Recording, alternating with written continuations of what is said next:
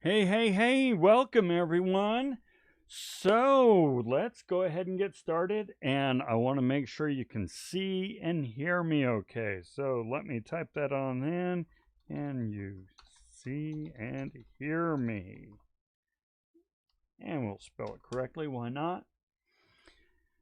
Of course, we always start like that, and the answer is always yes, but the one day that I don't confirm that you can see and hear me is the day that it all goes south. So we're going to keep doing that. Ahmed, fantastic, fantastic. Um, let's see. Magnetarian, there we go. Sir Magnetarian says yes. Nawal, fantastic, great. Okay, looks like we are in business then. So, hey, so this is going to be kind of fun. Well, I have fun in these all the time. I love this class. I seriously love this class. But oh, Nick, okay. I like the name Sir Magnetarian. I think that's awesome. But fantastic, Nicholas. All right. Um Today we get to challenge capitalism. So, as you know, obviously, for the last what? How long have we been in this class? About 5 weeks or so, 5 maybe 6 weeks. We've been slowly developing, slowly kind of understanding the origins of various aspects of capitalism.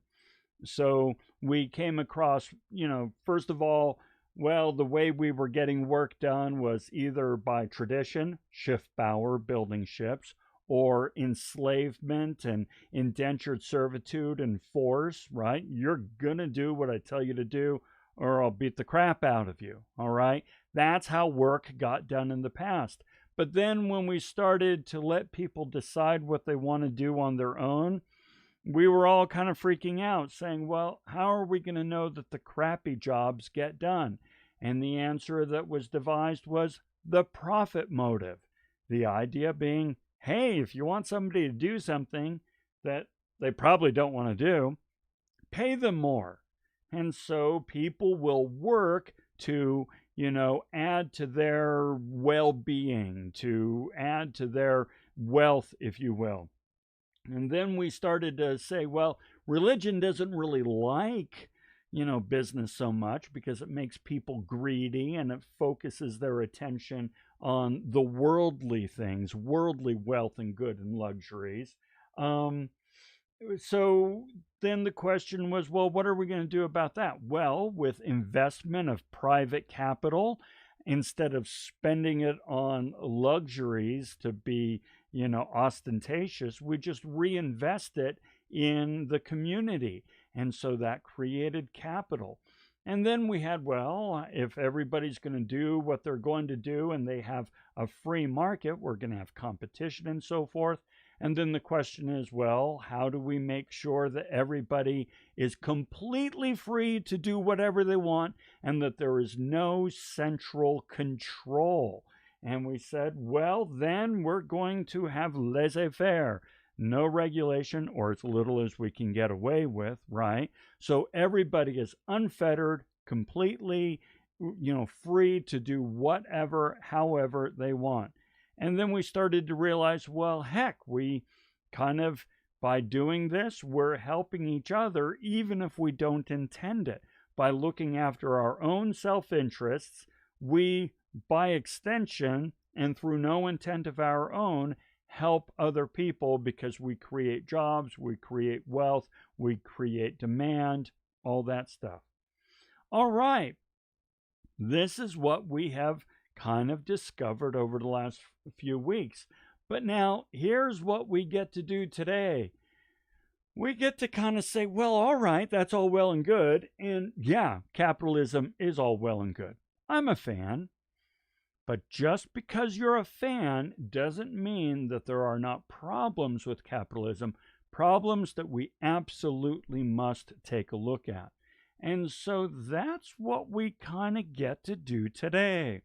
We start to find the kinks in the armor of capitalism and discover why it is today we don't practice a pure form of capitalism as we discussed last week. Okay, so to do that, no, wrong button. Okay, now I'm on the right button. Today we're going to look at 3 readings.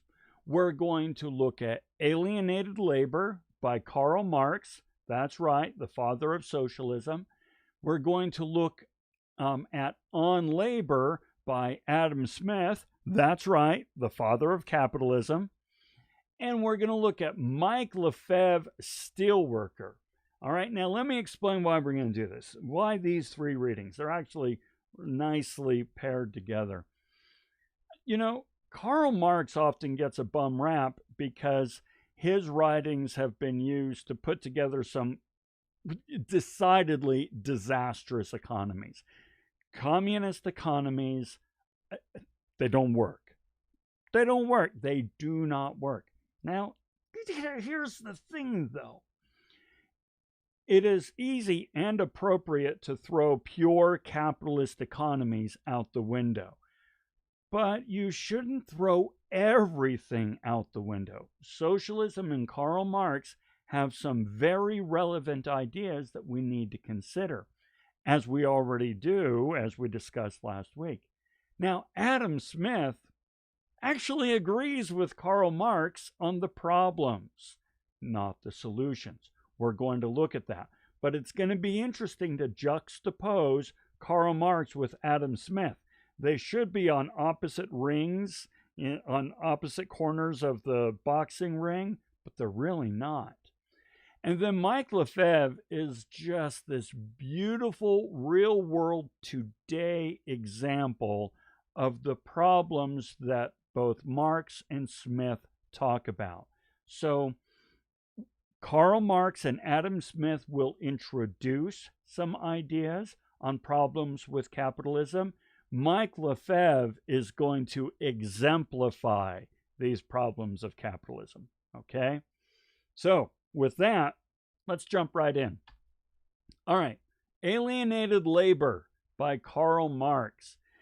Okay, let's play with this for a moment, okay? We've got all the 5 elements of capitalism: profit motive, private capital, free markets, laissez-faire, and invisible hand. And there are some really awesome aspects of these things, but there are some problems as well. Let's take, for example, the profit motive.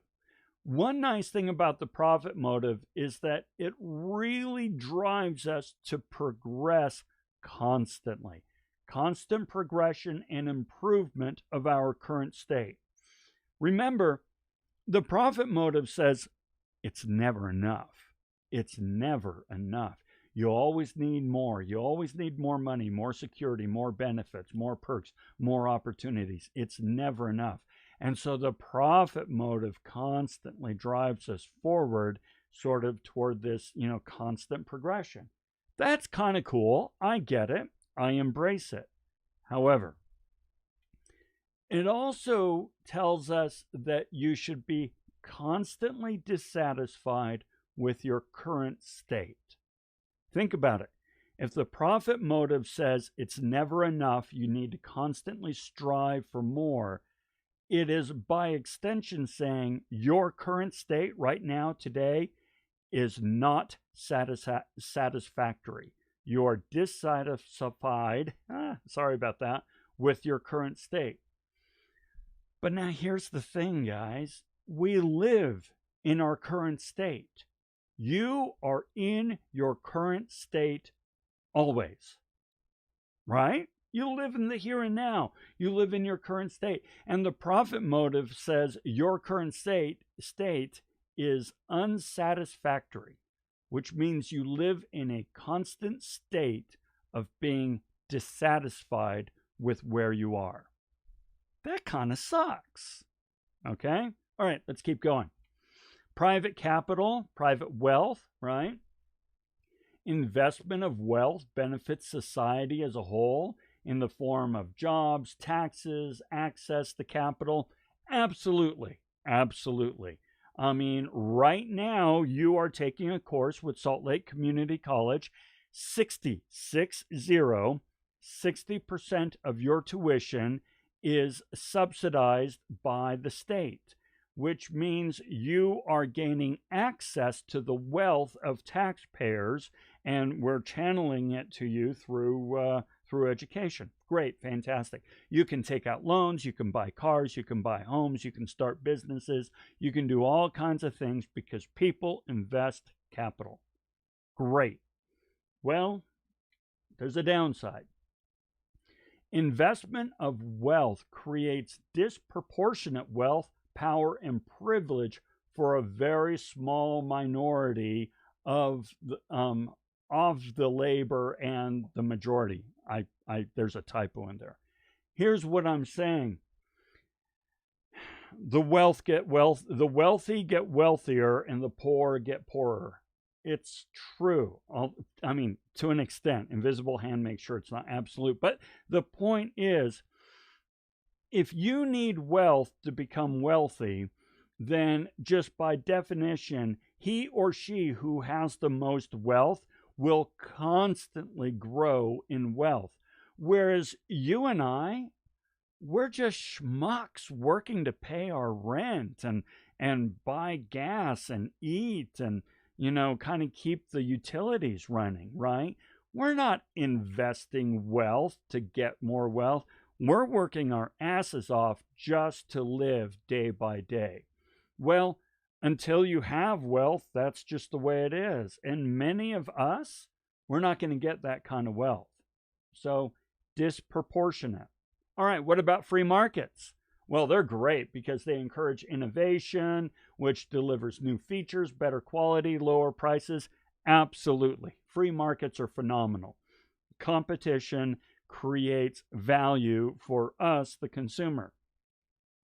But what about the downside? Creates contrived needs to keep people purchasing. Prices the same people out of the market for some people out of the market for basic needs. Okay, let's look at these two things. First of all, contrived needs. In order for our economy, a capitalist economy, to work, you must purchase constantly. Okay, it is a consumer economy. It is based on consumption. Well, here's the thing. If you stop consuming when you have all your necessities met, then you're going to stop contributing to the economy. We can't have that.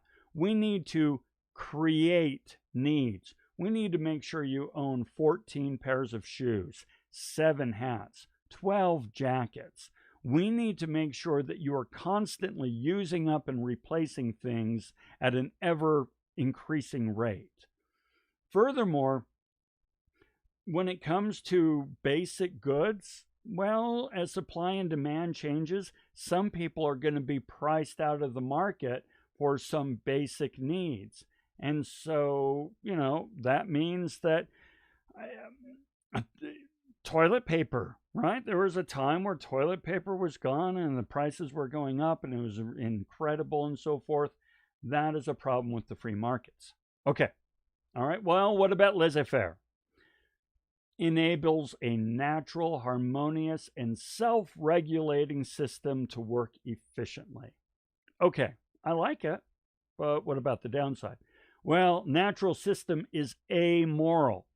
Amoral doesn't mean immoral. It means it is neither good nor bad. It is completely blind to moral questions.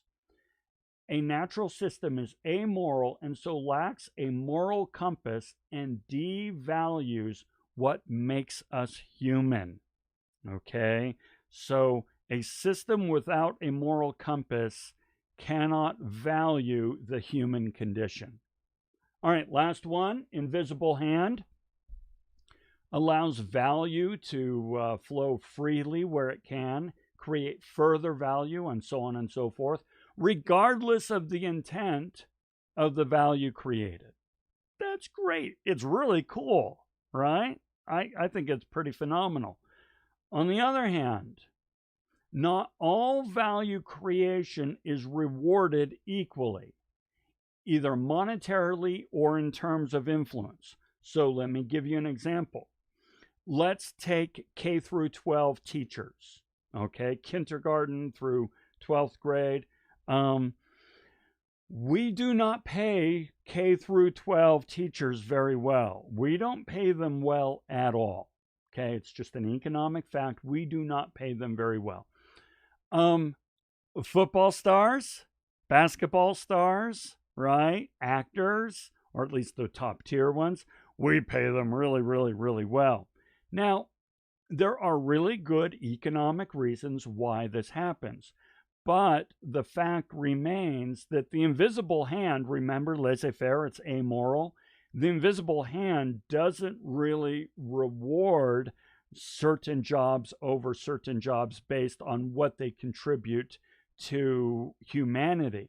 It rewards based on what they contribute to the economy. See, a teacher, a third grade teacher, doesn't contribute that much to the economy. However, a basketball star creates all kinds of wealth for the economy.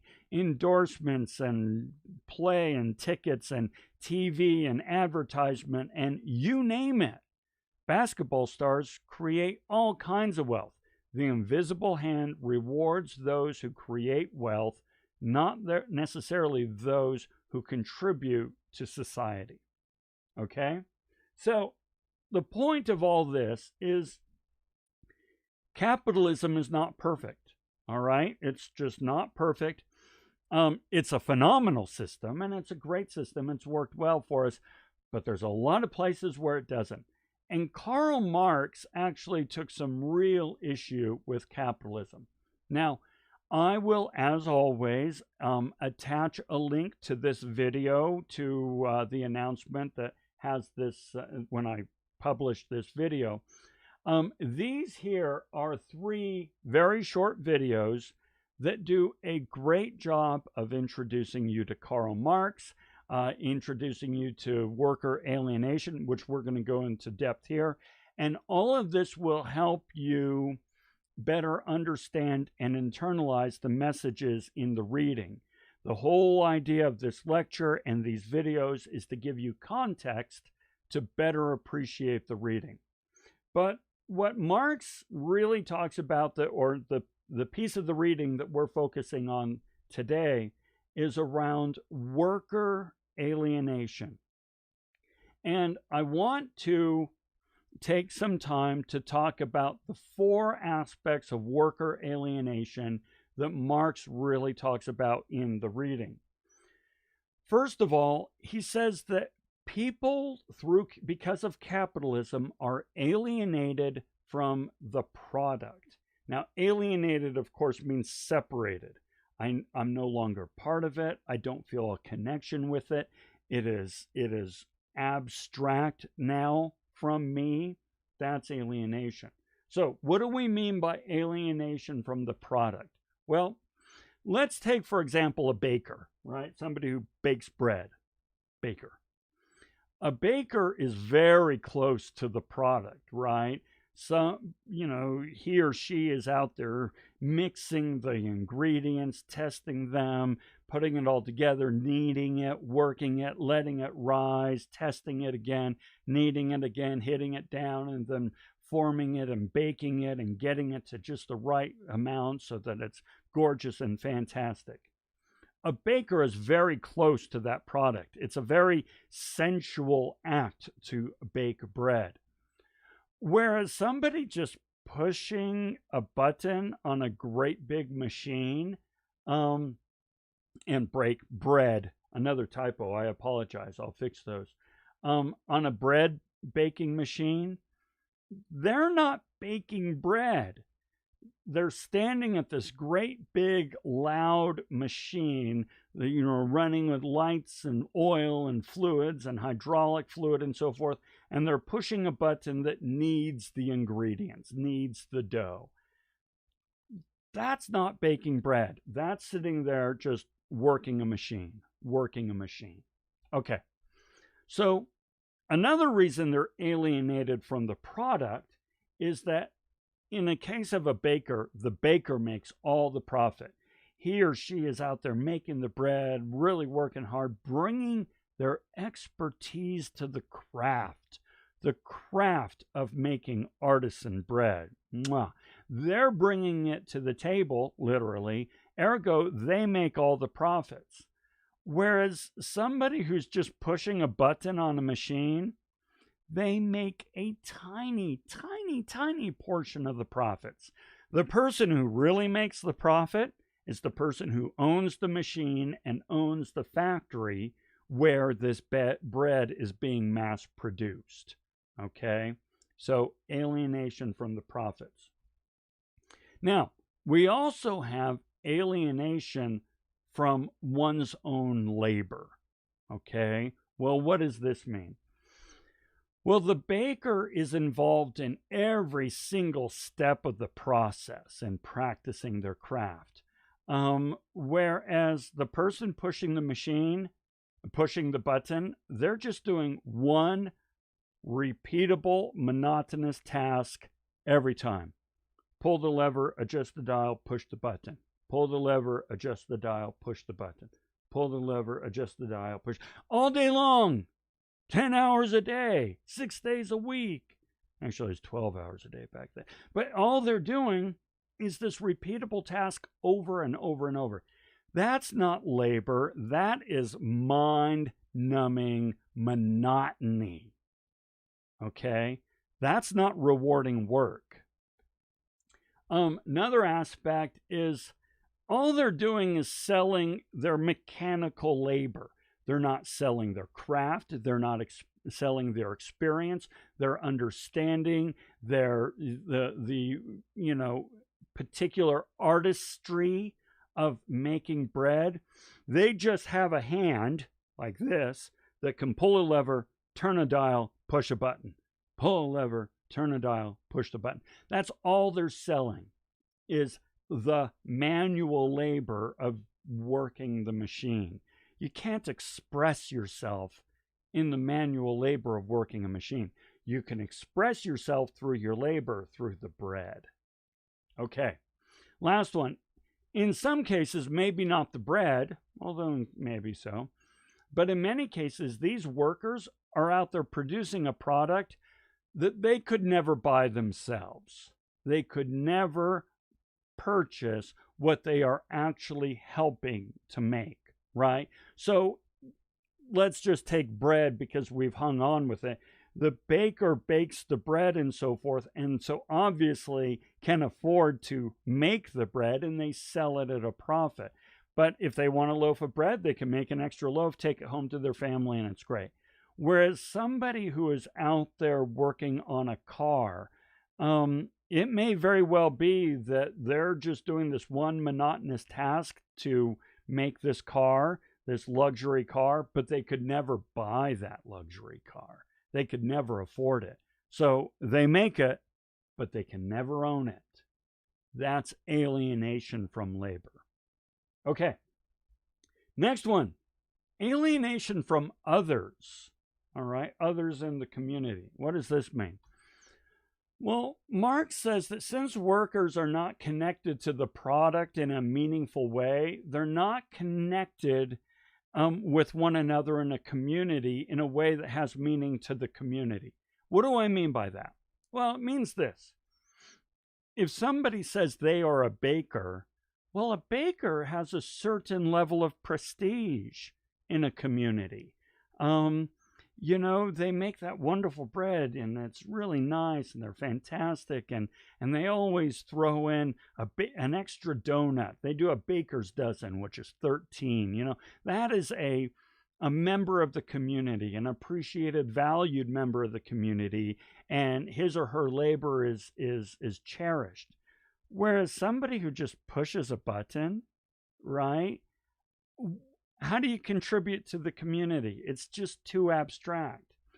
Another thing is that, and we talked about that one, it puts workers at odds with one another because since all I need to do is pull the lever, turn the dial, and push the button, well, hell, anybody can do that.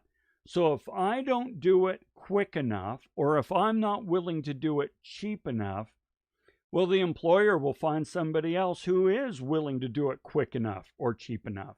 And so now I'm looking around the community and I see nothing but competitors out there. He took my job. Tell me if you get the reference, right?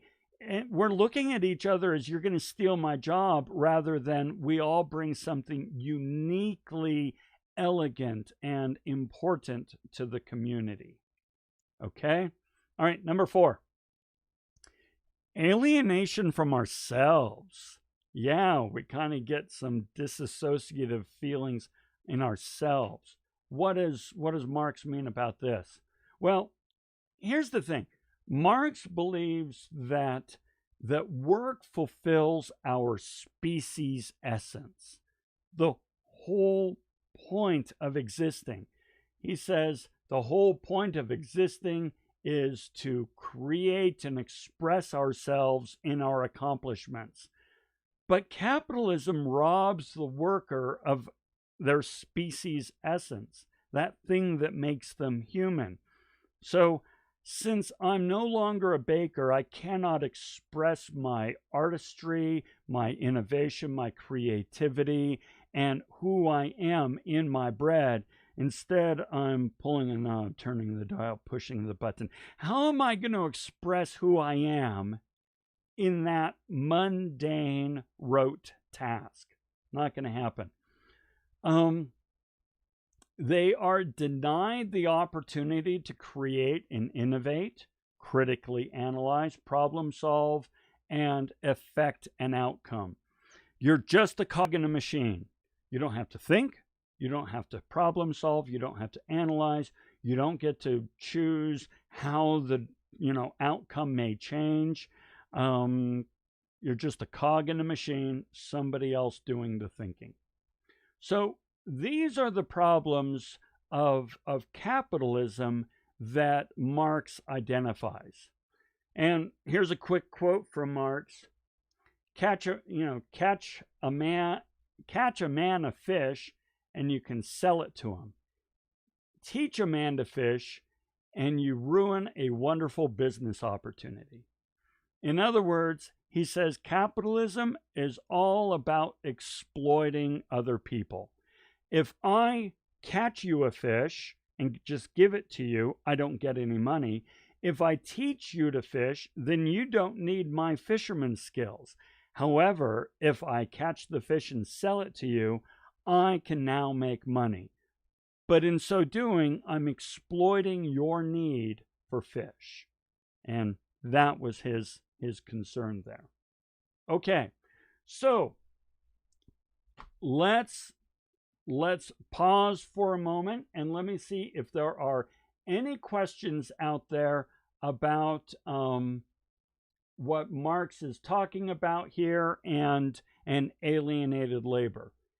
As you're thinking of a question, right, I'm going to pull something off a shelf here and we'll talk about it. I'll see if I can find something that connects. So let me know if you have any questions. Also, let's take about a 5-minute break. So if you need to get up, do a bio break, something like that, feel free to do it. We'll start again here in 5 minutes. But in the meantime, any questions, and I'll get something on the shelf.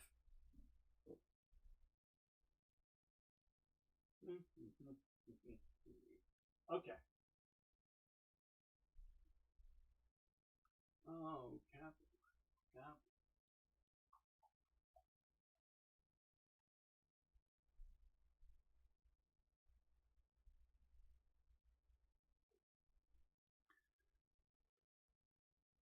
All right, let me bring up desk here.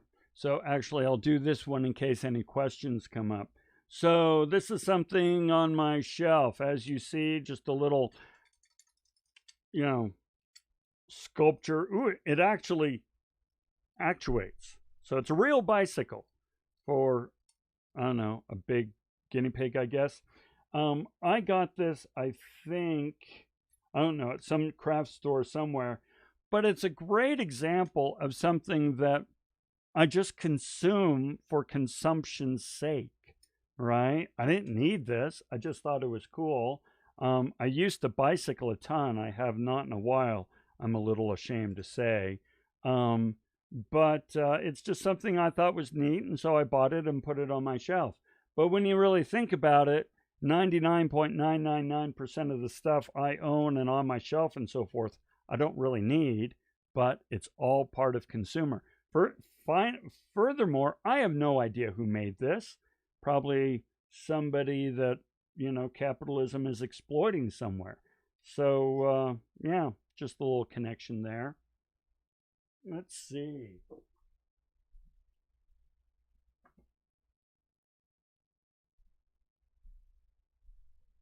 So, Nicholas, have you heard of the FARC? I think I have. Remind me what the FARC is. I'm not sure if you're talking about the socialist organization down south or something, but remind me what that is.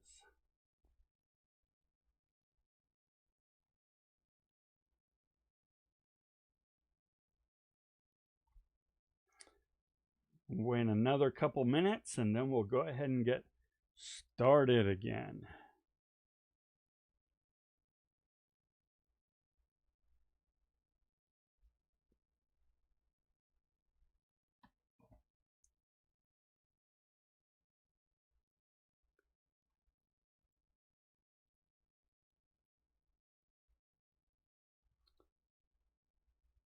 In Colombia, yeah, that's what I thought. Yes, I have heard of the FARC, that socialist organization down south, Colombia. I think there was a peace kind of was achieved a couple of years ago, and they were working on disarming them.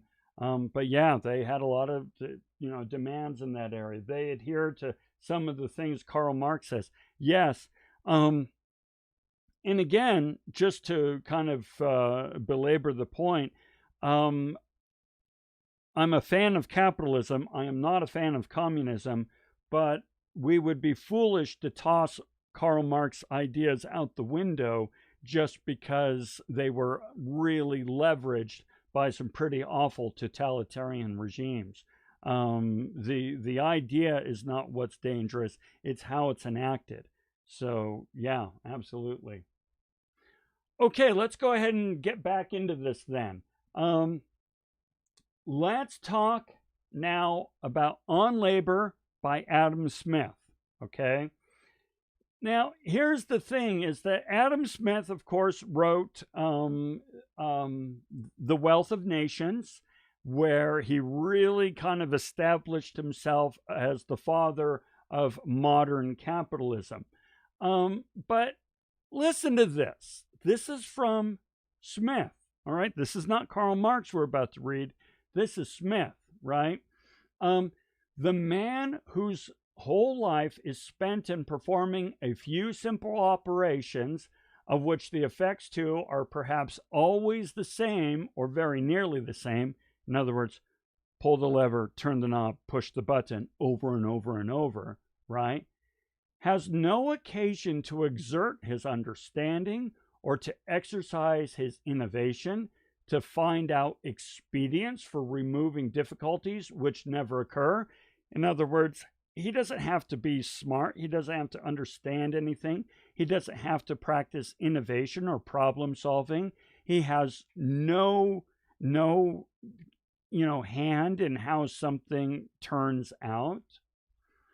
He naturally loses, therefore, the habit of such exertion and generally becomes as stupid and ignorant as is possible for human creature to become. Holy crap. He basically just said that this division of labor that breaks everything down into small parts, pull the lever, turn the knob, push the button over and over and over, turns us into stupid beasts.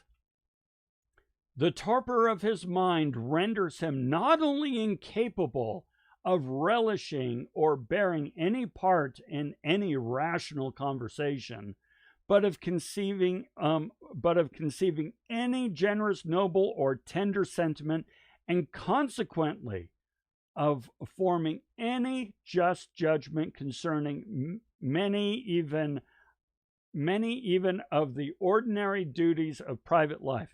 In other words, here's what Smith is saying. Because all he does is the same repetitive task over and over, he doesn't need to practice innovation, problem solving, critical thinking. He has no investment in the outcome. As a result, he forgets how to problem solve, be innovative, or think critically. And because he forgets how to do these things, he pretty much becomes a stupid beast. And because he's a stupid beast, he really, he can't practice any sound judgment. He can't really enjoy life. You really can't trust him to be a contributing member of a democratic society. Ordinary life becomes dead and mundane for him. Holy heck! This is essentially what Marx was talking about. This is alienated labor. Okay? Now, Smith goes on. Remember, this is Adam Smith. He says, the problem is, when it comes to conflict between labor and capital, which was what we're really talking about here, capital has all the power, labor has nothing. Well, the masters will always prevail, meaning capital's always going to win. And this is why capital will always win, according to Smith. The workmen desire to get as much, the masters to give as little as possible. The former are disposed. Okay, in other words, I'm an employee, I want to get as much out of you as possible. I'm an employer, I want to give you as little as possible. That conflict is always there. The former are disposed to combine in order to raise, the latter in order to lower the wages of labor. In other words, workers are always going to try to figure out how to get more money. Capital will always try to figure out how to pay you less. It is not, however, difficult to foresee which of the two parties must, upon ordinary occasions, have the advantage in the dispute and force the other into a compliance with their terms. In other words, it doesn't take a genius to figure out who's going to win this battle. Obviously, capital is. But the question is, why is it obviously capital? Well, first, back then, this is what Smith says. It's a lot easier for the owners, the capitalists, the factory owners, and so forth, to get together and kind of strategize together than it is for workers. Now, remember, this was back before monopolies were illegal, before the trust busters, and back when, organized labor was illegal. So, this kind of gives a reason why we have made these things illegal. So all these dudes, notice all these old white males, they can get together and they can plan, they can strategize, they can create alliances, they can price fix, they can control supply, and they can do all that sort of stuff. There's only a handful of them, and they all share pretty much the same interest. Profit motive.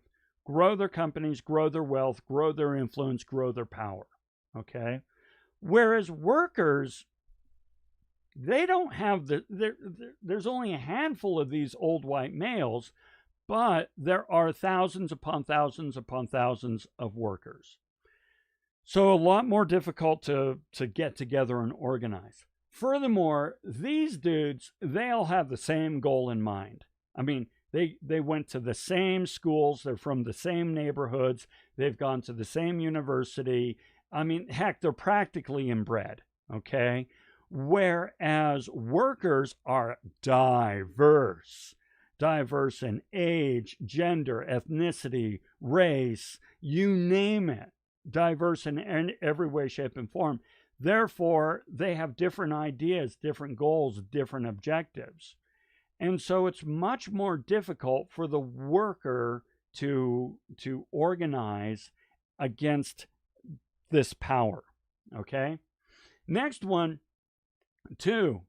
The law, besides, authorizes or at least does not prohibit the employer's combination, while it prohibits those of the workmen. Now, back in this day, it was not illegal for these people to get together and kind of talk.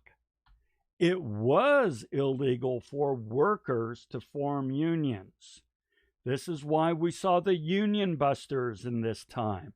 The employers, the labor, would actually have the power of the police at their beck and call, and they would call in the police to bust up workers who were trying to unionize.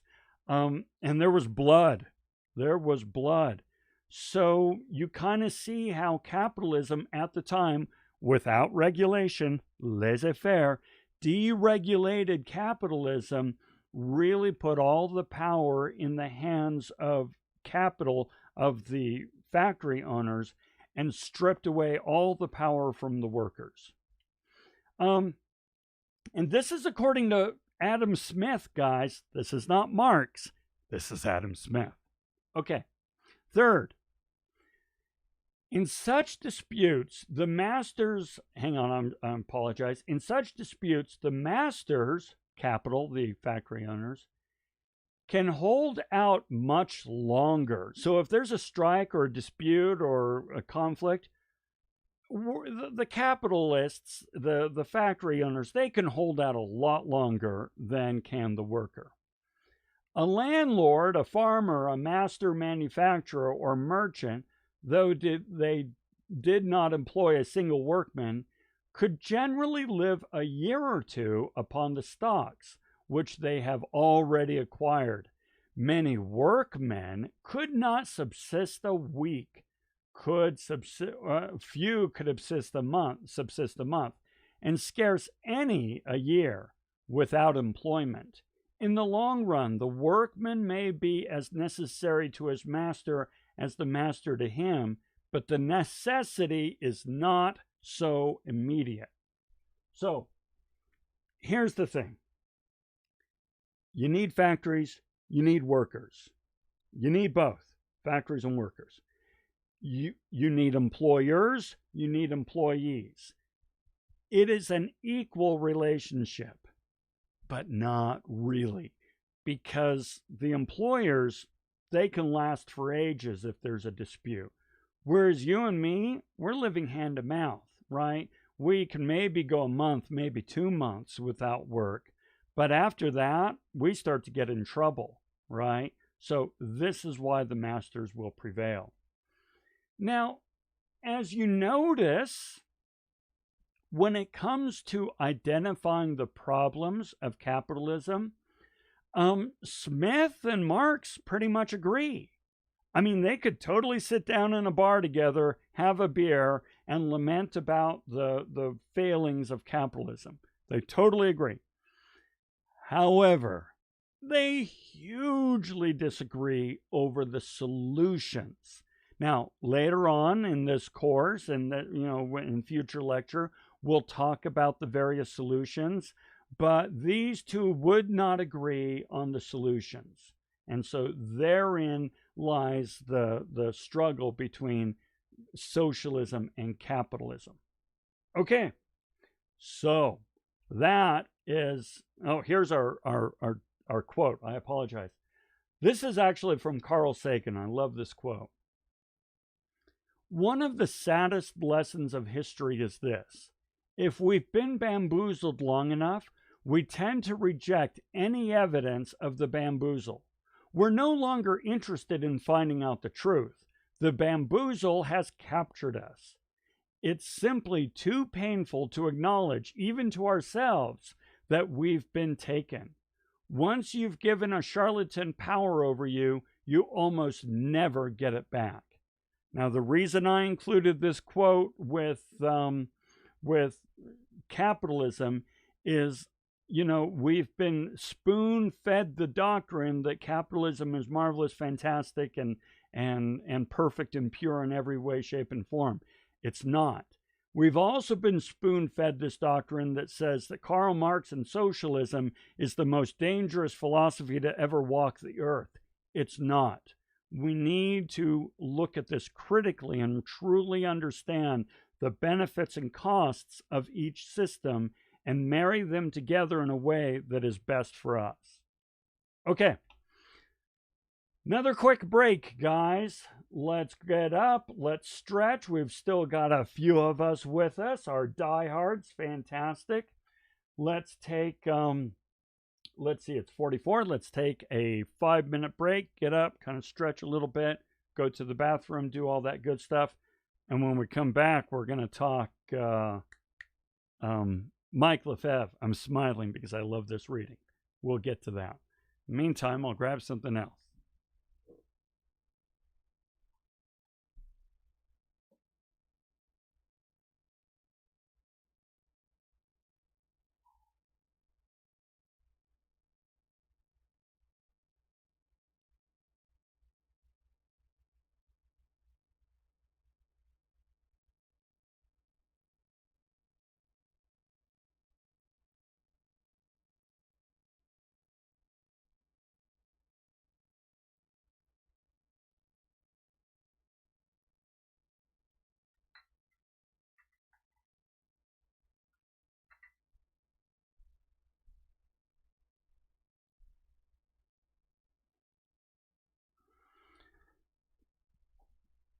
Here's something.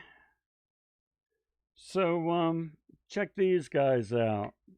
Couple of fertility gods from, oh gosh. Oh, one of the African countries starts with a C. It's not the Congo. Oh, I forget. A friend of mine did some service work in Africa and she brought these home back for me. I have behind me tons and tons of different religious symbols, statues, relics, so on and so forth. I'm just very fascinated by philosophy and theology and so forth. And so when she was going to Africa and asked if there's anything she could pick up, I was like, yeah, anything that has to do with, African religions, theology, philosophy, things like that. So she brought these back. And the cool thing is, of all the things that I own, well, in terms of religious symbols and so forth, I've only got a few that are clearly handmade, right? These are handmade, which means an artisan, an artist, a craftsman or woman, they sat down and carved these out and sold them at a profit for their village and so forth. And this is what Marx would say, yeah, this is fantastic. They can see themselves in their labor. Whereas other things I have here are, well, heck, they're mass produced, right? Well, I got a few up here. Okay, here we go. That Buddha right there, that's pewter. That's not handmade. That's mass produced, right? All these symbols and so forth, these bronze Hindu statues, yeah, they're just out of a press, out of a mold. So it's kind of fun to have a few that I know were handmade by somebody. I'm sorry they didn't carve their initials. That would have been cool. So, yeah. So, just a little thing that's up there. You can see these in my videos in the background. I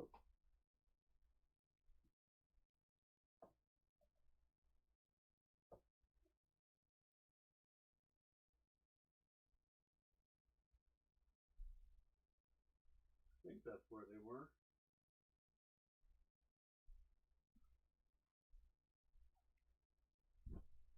I always kind of forget where I put the things. Okay, we'll wait another moment and then we'll do our last one. Mike Lefebvre.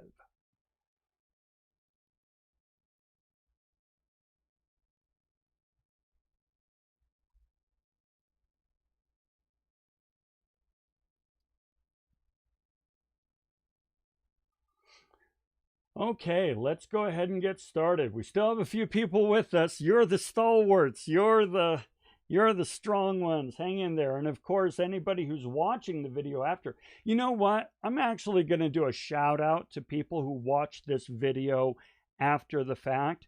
I kind of feel like watching a live stream, a recording of a live stream is kind of weird. I have a hard time watching a recording of a live stream, whereas watching a produced video, I love it. So if you're watching this afterwards, kudos to you. Okay, last one, Mike Lefebvre. I love Mike Lefebvre. So in a lot of these cases, when it comes to the readings, you're probably just going to skim through the reading. I get that. I really do. My objective in these videos is to give you enough context so that when you see the things we talk about in this video lecture in the reading, you can immediately understand what the author is talking about and you're in good shape. So sometimes you can just skim the reading. Don't skim Mike Lefebvre. Do yourself a favor and really read Mike Lefebvre. Oh my gosh, it will change your life. It's written as an interview. So Studs Terkel interviewed a whole bunch of folks for his book Working, and Mike Lefebvre was one of the folks he interviewed. So it's just Studs Terkel asking a question and Mike Lefebvre answering it. It's just really easy to read. But let me tell you, folks, this dude, Mike, he is like an unsung philosopher. All right. He's a steel worker. He pulls steel. So he works in these big, ugly, nasty factories pulling steel. But the guy is amazing. So let's explore a little bit so that hopefully you'll look forward to reading this. All right. So let's do this. Wrong button again. Okay. All right. So here's one of the things that Mike says, just to kind of introduce himself. He says, I'm a dying breed. A laborer, strictly muscle work. Pick it up, put it down, pick it up, put it down. Remember, I've been doing the whole pull the lever, turn the knob, push a button. That's what he does. Muscle work. That's all he's paid for. Muscle work. He doesn't have to solve problems. He doesn't have to think critically. He doesn't have to innovate. He doesn't have a say in what the end product looks like. He's just paid for his labor. All right. He doesn't really feel like he's exploring his species essence. Again, from the reading, I got chewed out by my foreman once. He said, Mike, you're a good worker, but you have a bad attitude. My attitude is that I don't get excited about my job. I do my work, but I don't say whoop-de-doo. The day I get excited about my job is the day I go to a head shrinker. How are you going to get excited about pulling steel? I love this. How many times have you, okay, guys, I'm talking to you, guys and gals, how many times has an employer come up to you and said, you kind of need to work on your attitude? And you're like, dude, this is just a job. I'm here to pay my bills. There's nothing exciting about this job. There's nothing fulfilling about this job. There's nothing that allows me to really express myself and fulfill my species essence in this job. Hey, I show up, I do my work, I leave me alone. That's what Mike is saying. And I maintain that a lot of us can really relate to that. Okay. He also has alienation from the product, just as Karl Marx had expressed. So this is what Mike says. You can't take pride anymore. You remember when a guy could point to a house he built, how many logs he stacked? He built it and he was proud of it. It's hard to take pride in a bridge you're never going to cross and a door you're never going to open. You're mass producing things and you never see the end result. He can't take pride in his work when the product is so abstract to him, right? And yeah, Nicholas, you relate to that previous one, right? We all do, man, totally. And so remember I said that Marx said, you know, these guys are building things and making things that they're never going to buy, they're never going to use, they're never going to see the end result. That's what Mike Lefebvre is saying here. Okay. Now, I want you to think about this. This is not from the reading. When I wrote my PhD dissertation, I studied the effects of what we produce on our sense of self-esteem, right? So I want you to think about the alienation from product idea that Marx talked about and that Mike Lefebvre is exemplifying. And let's read this quote from one of my study subjects. Being able to point at something and say, I did that, or I worked on that, or your random person on the street can go out and touch this thing that I worked on.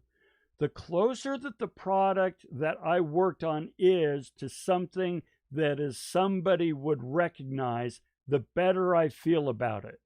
To be able to say, I'm one of a couple people that made this happen, that was a tremendous feeling of achievement, and it was a feeling that persisted. See, this is just the opposite of alienation from product. This guy was able to create something that he could walk down the street and see people using and interacting with. And that gave him a great sense of pride. Okay, going back to Mike Lefebvre. Alienation from one's own labor. Okay, let's see how Mike Lefebvre feels this. Somebody's going to build something. Pyramids, Empire State Building, these things don't just happen. There's hard work behind it. I would like to say a building, say the Empire State, I would like to see it, I would like to see on one side of it a foot-wide strip from top to bottom with the name of every bricklayer, the name of every electrician, with the names. So when a guy walked by, he could take his son and say, see, that's me over there on the 45th floor. I pull the steel beam on it. Picasso can point to a painting. What can I point to? A writer can point to a book. Everybody should have something to point to. That is exactly what Marx is talking about, and exactly what my subject here was talking about. Okay. Alienation from others. Remember, since you're not really contributing to the community in a way that the community can immediately understand and value, people devalue you. Well, watch this. He's talking about a kid in a bar, like an 18-year-old. He saw a book in my back pocket one time, and he was amazed. He walked up to me and said, "You read?" I said, "What do you mean I read?" He said, "All these dummies read sports pages around here. What are you doing with a book?" I got pissed off at the kid right away. I said, "What do you mean all these dummies? Don't knock a man who's paying somebody's way through college." He was a 19-year-old effete snob. Only Mike Lefebvre would use the word effete snob, right? You and I don't even, I know what the word means, and you probably do too, but it's not a word used very often. So here's an example of where Mike and his people are devalued because, they're obviously just dumb beasts like Adam Smith talked about who pull steel, whereas I'm a college, student. And Mike's like, dude, these dummies are paying your way through college. You need to chill out, okay? That's an example of alienation from others. So let's play with this for a moment, all right? We've got a few folks, good, all right? I'm going to introduce you to somebody to kind of show how this works. And I want you to express, and I'll go to our 1-minute slide where you have an opportunity to put some stuff in the comments here down below. I want you to share some of your first impressions about this person. In high school, he or she stocked shelves at Woolworths and stained wood. Dropped out of college, spent 3 years as a night security guard working for minimum wage. Spent 7 years working nights for FedEx, sorting freight, driving a tug, and delivering packages. Okay? So that's our individual. What are your very first unfiltered impressions? Tell me what you think about this person. And let's play with this a little bit.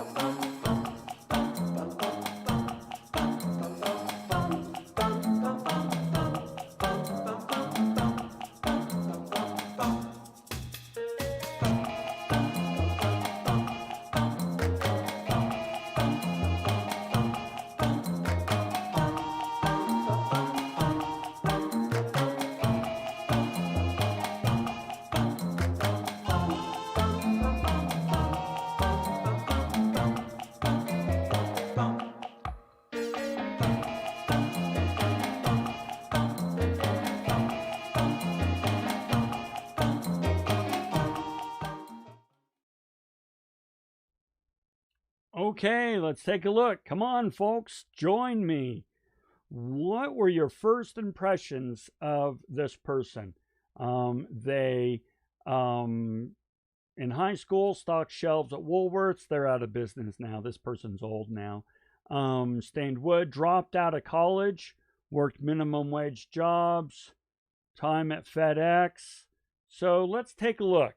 So Brock, I see a hardworking person who maybe didn't make all the right decisions, or maybe just had the unpredictability of life playing a role. Very good, right? I like that.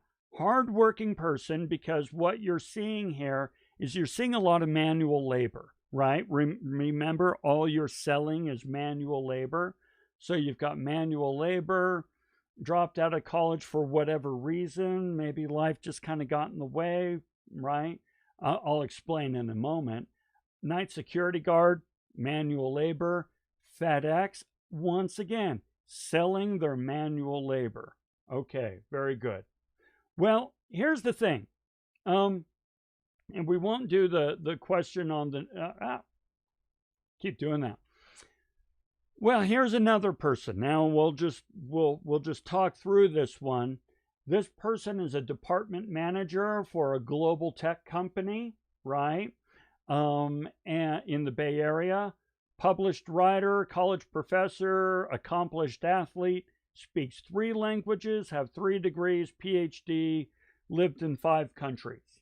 Now, Nawal says he's working hard to live and maybe he'll achieve his goals later, right? Very good, very good. Now, this person, it's really easy, and I'm just going to kind of read some things into it, to say, well, you know, they had more resources, they had more opportunities given to them. Maybe they, maybe he has some resources that others lack. Maybe he's more academically minded, this person, and so forth. Now, here's the point. You've already figured it out. I know, you're no dummies. This is the same person. Okay, this is me. All right.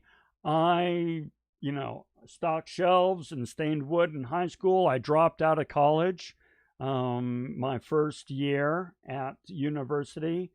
Security guard, years at FedEx, but I also did all these things. So, Nawal, the way you say he's working hard to live and maybe he'll achieve his goals later.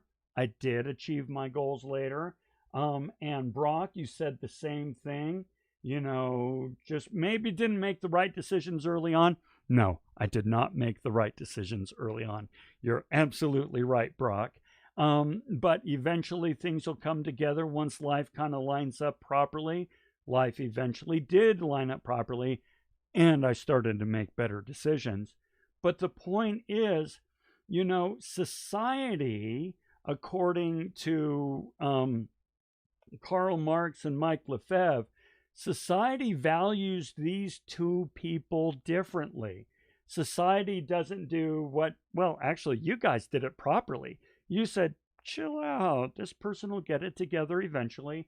They're hardworking. Don't give them such a hard time. Life happens. They'll get it together eventually. You guys are actually being really generous and appropriately critically thinking about the question. Whereas society as a whole, according to Marx and Lefebvre, is they see these two people differently and value them differently. Okay? All right. Let's continue on with Mike Lefebvre. Alienation from one's self. Okay? Brock, so what countries have I lived in? I speak French and Japanese, and then I've lived in England, France, Malaysia, and Japan. And then worked in a whole bunch of other countries. So, yeah, life was pretty good. All right, here's Mike Lefebvre. When I was single, and this one really means a lot to me, and I'll share with you why. When I was single, I could quit, just split, wander all over the country. You worked just enough to get a poke, money in their pocket. Now I'm married and I got 2 kids. Trails off. I worked on a truck dock one time and I was single. The foreman came over and he grabbed my shoulder, kind of gave me a shove. I punched him and knocked him off the dock. I said, leave me alone. I'm doing my work. Just stay away from me. Just don't give me with the hands business. I would rather work my ass off for 8 hours a day with nobody watching me than 5 minutes with a guy watching me. Who you gonna sock? You can't sock General Motors. You can't sock anybody in Washington. You can't sock a system. This, guys, means a lot to me. Now I'm going to couple of things. All right, just bear with me. First, I'll tell you my story. So I'm with FedEx, and I'm newly married and newly a daddy. Okay, firstborn. My first son was just born, and I get in major trouble at FedEx. And in this case, it's not my fault. It was not me. This was a misunderstanding. Now, to be fair, oftentimes it is my fault. There's no misunderstanding. I was a jackass, okay? But in this case, I could practice righteous indignation, and it wasn't, but I got written up. I got a letter in my file. I got in trouble, and I was PO'd. And so I thought, that's it. I'm going to quit. I'm going to quit. That's what I've always done with my life's problems at work. I'll just quit. I'll quit and get another job. Screw you guys. I'm going home. But then, remember, I'm married. And I just had my firstborn born. I need the job. I need the benefits. I couldn't quit. And for the first time in my life, I really had to swallow hard and just take it and say, yes, sir, 3 bags full. And it was just the sort of who you gonna sock, right? Here's the thing. Mike Lefebvre, once he had his wife and kids, he couldn't just punch his boss and leave. He had responsibilities. If we're not careful, our responsibilities turn us into indentured servants. What do I mean by that? I mean, when we take on responsibilities, we let go of certain freedoms. And that's a give and take that we're willing to make because those responsibilities are things we want. But you got to understand the price. Now, this quote, you can't sock a system. I really like this for a few reasons. One is it's true, one is it's wrong. Okay, first. And this is lawn ranting for a moment. Bear with me. The system is dangerous. You got to fight the system. We talked about this the first day of class. I told you my whole philosophy on why this class is so important, because this class is teaching you to challenge the system, to challenge the status quo, to challenge what you've always been told and taught, and what those in power will have you do.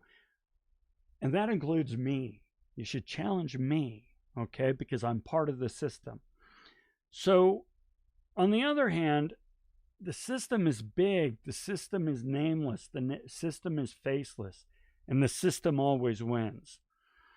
On the other hand, we can't believe that. We cannot allow that to slip into our thinking.